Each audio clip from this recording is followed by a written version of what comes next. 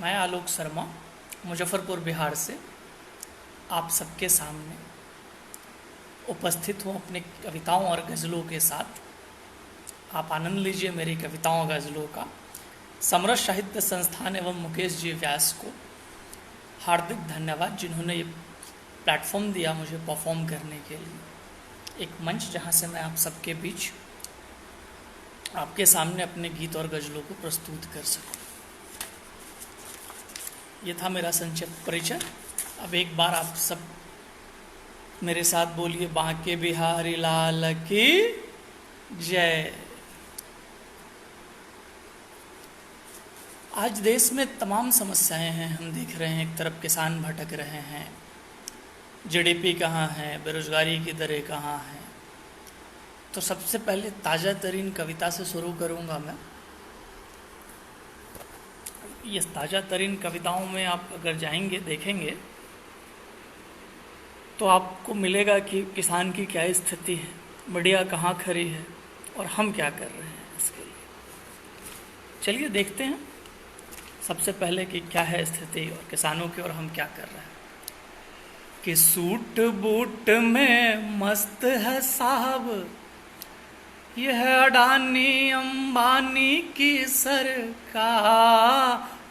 Suit boot में मस्त है साहब यह अंबानी की सरकार। दे दनादन जियो चले बीएसएनएल पाई पाई मोहताज। दे दनादन जियो चले बीएसएनएल पाई पाई मोहताज।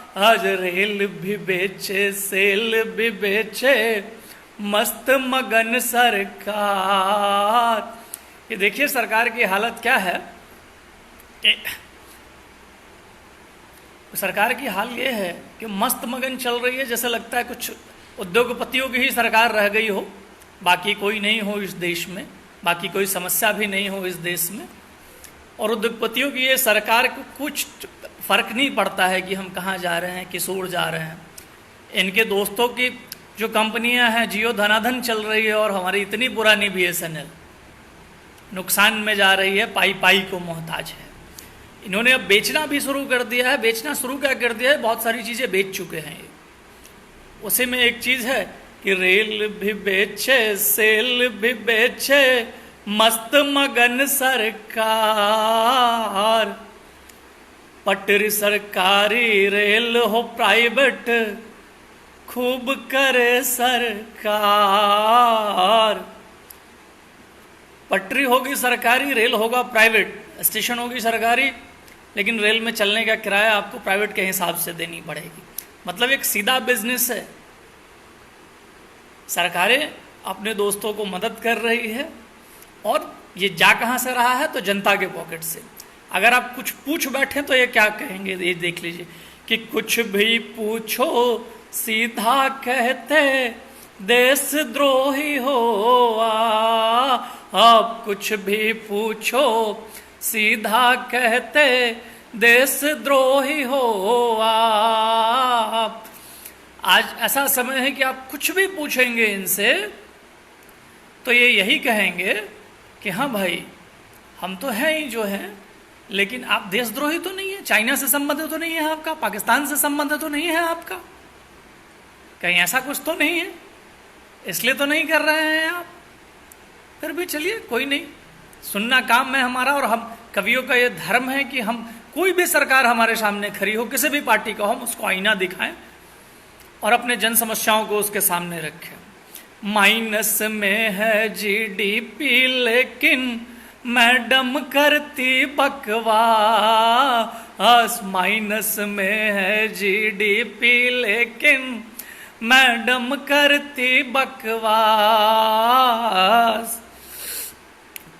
कहती प्याज न खाती हूँ मैं, तुम समझो अपना काम। कहती प्याज न खाती हूँ मैं, तुम समझो अपना काम।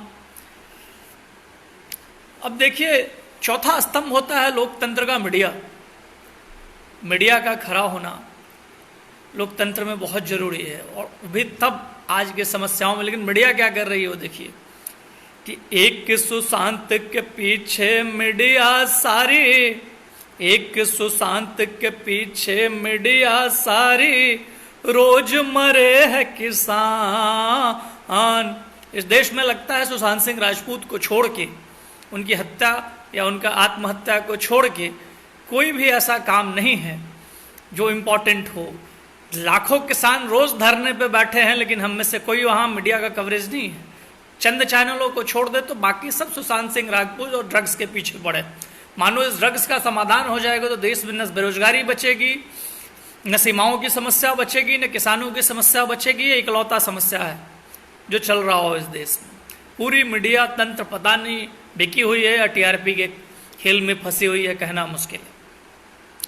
कि एक सुशांत के पीछे मीडिया सारी, रोज मरी किसान, मंडी बेच रही सरकारें, सड़क पे रोए किसान, मंडी बेच रही सरकारें, सड़क पे रोए किसान।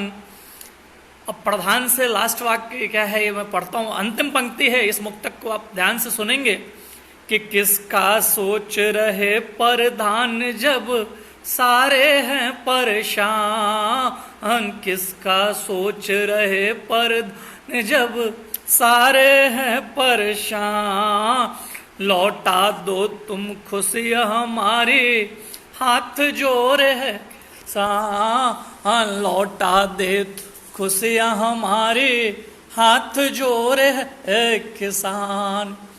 हम सब ये विनती कर रहे हैं अपने प्रधान से कि वास्तविकता को देखिए है प्रधान, आप इस 125 करोड़ लोगों के हितों के अधिकार की रक्षा आपके हाथ में है।